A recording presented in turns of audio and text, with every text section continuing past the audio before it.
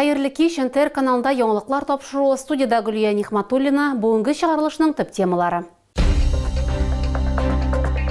Сәнәгать зонасында булды, хастаханәдә дәваланучылар белән очрашты, зыян күргән йортта яшәүчеләр белән оралашты. Рөстәм Миңнеханов оператив штаб утырышы уздырды. Түбән Кама җитәкчеләре киңәшмәсе БПЛА һөҗүме корбаннарын 1 минут тынлык белән искә алудан башланды. Тәрәзәләр ватылса, милеккә зыян килгән очракта кая мөрәҗәгать итәргә кирәклеген аңлаттылар. Чәчәкләр, уенчыклар һәм шәмнәр. Шәһәр музей тирәсендәге мемориал яныннан көн дәвамында кеше өзелмәде. Пилотсыз очкычлар һөҗүменнән соң Татарстан рәисе Түбән Камага килде. Биредә Рөстәм Миңнеханов оператив штаб утырышы уздырды. Шулай ук сәнәгать зонасында булды. Хастаханәдә дәваланучылар белән очрашты. Зыян күргән йортта яшәүчеләр белән оралашты. Исегезгә төшерәм, фаҗига нәтиҗәсендә 13 кешенең, шул исәптән 5 яшьлек баланың гомере өзелде. Бүген кызчыкны соңгы юлга озаттылар. Тагын 78 кеше зыян күрде, шуларның 25-се табиблар күзәтү астында. Толырак алдагы материалда.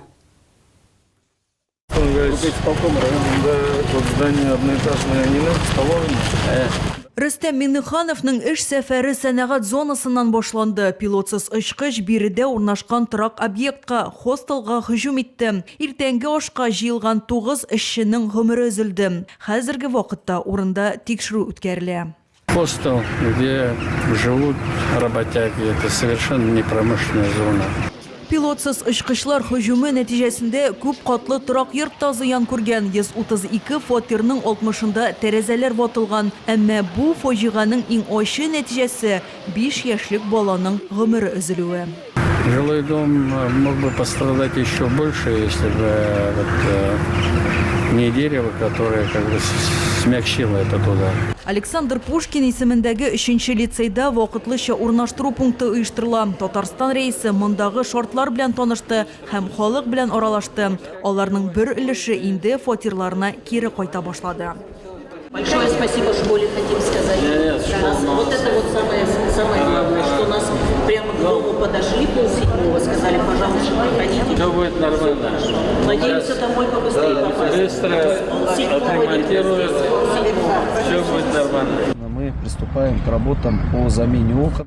Без тәрәзәләрне алыштыру һәм ремонт эшләрен башкаруга керештек. Йортта яшәү өчен шартлар бар. Фатирлар тулысынча торгызылачак, ди Радмир Биләев.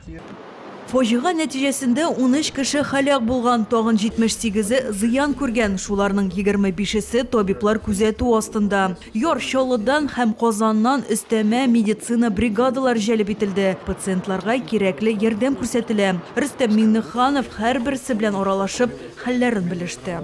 Нормально? Сильно у тебя? Да, плечевой, там сквозной. Здесь вот тоже небольшое ранение. Здесь касательно. Эшлекле сәфәр түгәрәк өстәл форматында дәвам итте. Татарстан рәисе оператив штаб утырышы уздырды. Сәнәгать предприятиеләре һәм гражданлык объектларында өстәмә иминлек чаралары турында фикер алышынды. Шулай ук гадәттән тыш хәл буенча беренчел нәтиҗә чыгарылды. Түбән Кама администрациясе зыян күргән йортны торгызу белән шөгыльләнәчәк подряд оешмаларын билгеләде.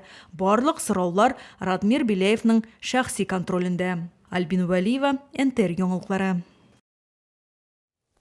Түбән Кама җитәкчеләре киңәшмәсе БПЛА һөҗүме корбаннарын 1 минут тынлык белән искә алудан башланды. Без авыр көннәр кичерәбез. Киев режимының вәхшиләрчә һөҗүме нәтиҗәсендә шәһәребездә 13 кеше, шул исәптән 5 яшьлек кыз бала һәлак булды. Аларны 1 минут тынлык белән искә алубызны сорыйм, диде Түбән Кама мэры Радмир Биләев.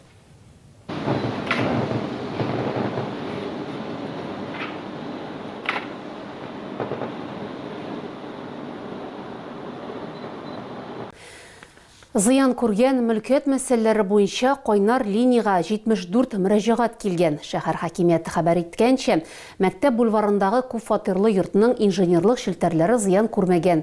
Электр һәм су белән тәэмин итү гадәти режимда эшли. Куркынычсызлык максатларында йортка газ бирү вакытлыча туктатылган. Хәзер тикшерү үткәрелә. Йортта барлыгы 132 фатир бар. Шуларның 60-ында тәрәзә пыялалары ватылган. Белгечләр бәяләвенчә, яңаларын урнаштыру өчен 1 ай чамасы вакыт кирәк. Хәзер подрядчы оешма хезмәткәрләре фатирлардагы тәрәзә уемнарын пленка белән капларга ярдәм итәләр. Зыян күргән мөлкәт өчен компенсация рәсмиләштерү өчен йортта яшәүчеләргә социаль яклау идарәсенә мөрәҗәгать итеп, тиешле документларны тапшырырга кирәк. Чәчәкләр, уенчыклар һәм шәмнәр китерәләр. Шәһәр музей тирәсендәге мемориал янынан көн дәвамында кеше өзелмәде. Уртак кайгыны түбәнкамалар шулай бергә кичерәләр. Монда сүзләр артык, йөрәк җылысы күз карашы белән дә аңлашыла. Исегезгә төшерәм, БПЛА һөҗүменнән һәлак булучылар арасында 5 яшьлек кыз бала да бар. Шуңа күрәдер, чәчәкләр янындагы уенчыкларны күрү бигрәк тә авыр.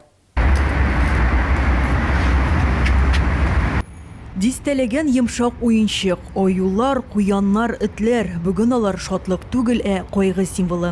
Түбәнкамалар 5 яшьлек бала истәлегенә чәчәкләр китерәләр, шәмнәр кабызалар. Кызчыкның гомере шәһәргә ясалган пилотсыз очкыч һөҗүме нәтиҗәсендә өзелде. Безнең Түбәнкамаларның кешеләргә бик зур кайгы килде. Кичә бер 5 яшьлек сава бала үлде.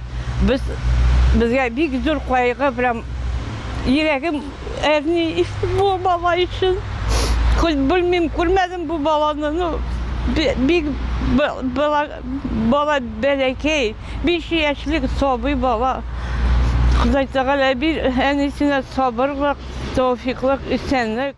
Без бүген әни белән килдек, конфетлар алып килдек бу баланың өчен.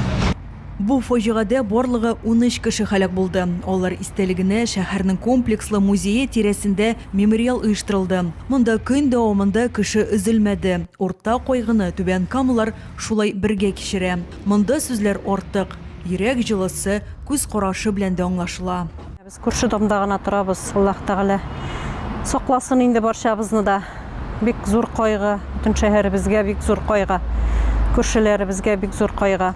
Аллаһ Тәгалә сабырсызлыктан сакласын барчабызны да. Беребездә не застрахован. Беркем дә белми, кемнең түбәсенә төшәсен. Бик зур кайгы, кайгыларны таклашабыз. Бер кешегә дә күрсәтмәсен. Балалар хәсрәте, оныклар, оныкчыклар хәсрәте күрсәтмәсен. Аллаһ Тәгалә үзе сакласын. Мондый мизгелләрдә иң мөһиме бергә булу. Кайгы уртак булганда, аны кичерү дә җиңелрәк. Түбәнкамалар бер-берсенә көч һәм терәк булуларын тагын бер кат раслады.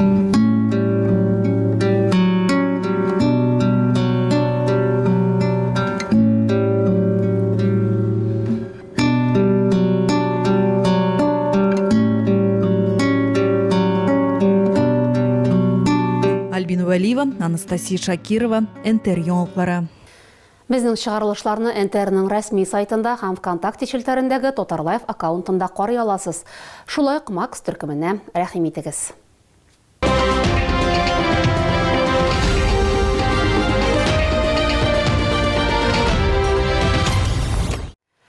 Маркетплейсларда техника сатып алганда мошенниклык кылуда шикләнелгән Түбәнкамалы тоткарланган. Тикшерү барышында ачыкланганча, ират кыйммәтле смартфоннарга заказ биргән. Товарны тапшыру пунктына килгәч, телефоннарны сиздермичә арзанрак модельләргә алыштырган һәм соңыннан акчасын кире кайтарган. Татарстан Республикасы буенча Эчке эшләр министрлыгының матбугат хезмәте хәбәр иткәнчә, апрельдән майга кадәр әлеге ысул белән ул 3 җайланманы үзләштергән. Урланган техниканың гомуми бәясе 40 мең сумнан артып киткән. Җинаять эше кузгатылган. Беренче эш сәфәре яңа билгеләнгән Чистай һәм Түбәнкама епископы Филарет Түбәнкамага эш сәфәре белән килде. Ул район башлыгы, руханилар һәм рус җәмгыяте вәкилләре белән очрашты. Җылы һәм дустана шартларда узган әңгәмә барышында яшьләрнең рухи үсешен тәэмин итү юнәлешендә якын арада бергәләп башкарылачак эшләр хакында сөйләштеләр. Яңа билгеләнгән Чистай һәм Түбән Кама епископы Филарет моңа кадәр Тверь өлкәсендә хезмәт иткән.